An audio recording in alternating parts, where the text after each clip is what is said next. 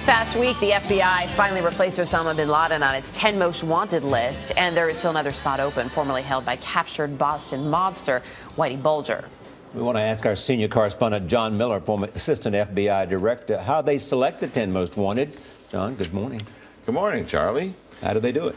Well, when I worked in the FBI, one of the units under my command was the fugitive publicity unit, which is the people who decide how to leverage publicity to get the bad guys. And working with the criminal division, they developed a criteria. The criteria is it somebody they've been looking for a long time and they've tried everything to find them? Is it somebody who, number two, is it somebody who's likely to commit that crime again, usually a violent crime? And number three, could national publicity help?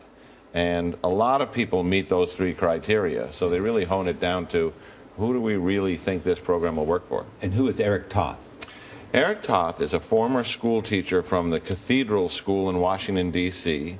He's wanted for possession of child pornography and allegedly molesting children. And he's been on the run since 2008. He's 6'3", 155 pounds. He's posed as a homeless person.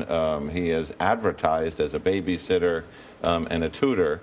And that criteria, is he likely to do it again? Have they looked for him for a long time? And is he potentially dangerous? He fits all that. But we think primarily of murderers and terrorists as being on the list. You know, Charlie, over the history of the program, which goes back to 1950, the 10 Most Wanted was actually developed over a card game between J. Edgar Hoover and a newspaper man who wanted to know who are the 10 toughest guys the FBI is looking for.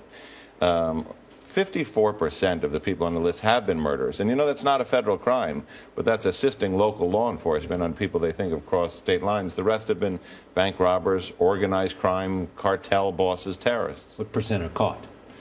Almost everybody. This is a program that works. There's been 494 people on the 10 Most Wanted list in its history, and 463 have been caught. So that's pretty good batting average. You don't want to get on that list if you're hiding. We also mentioned that Whitey Bulger spot. Yeah, the Whitey Bulger spot is coming open, and they are literally meeting a couple of times a week, going through piles of folders of wanted people to figure out how to fill that. Who are they that are going through these stacks of candidates, I guess? The criminal division in the FBI, some of the counterterrorism people, and the people from fugitive publicity, which is now called investigative publicity because it's about more than fugitives with all the social media today. But the thing about the 10 Most, if you look at the history of this program and some of the people who have been on it, the first guy was Thomas Holden. Now, here was a guy who hung out in the days of Alvin Karpis and Machine Gun Kelly.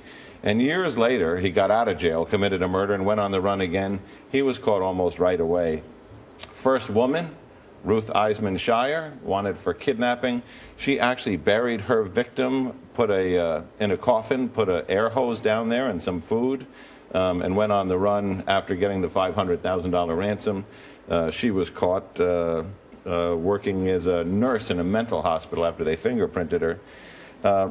Shortest in 10 Most Wanted history, Billy Austin Bryant.